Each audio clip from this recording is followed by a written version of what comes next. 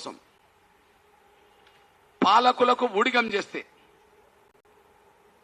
పాలకులకు దగ్గరవుతే ఏదో కొన్ని వ్యక్తిగత ప్రయోజనాలు ఉంటాయనే దాని మీద జాతికి అన్యాయం జరిగినా పర్లేదని చెప్పి మాట్లాడే స్వార్థపరులకు ఒక విషయాన్ని గుర్తు చేస్తున్నా.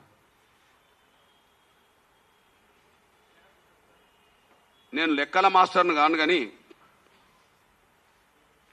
ఏదన్నా ఒక ప్రాథమిక స్కూల్కి వెళ్ళి పిల్లల్ని అడుగుదాం. 2వ తరగతి పిల్లల్లో, 3వ తరగతి పిల్లల్లో, 4వ తరగతి పిల్లల్లో, 5వ తరగతి పిల్లల్లో అడుగుదాం.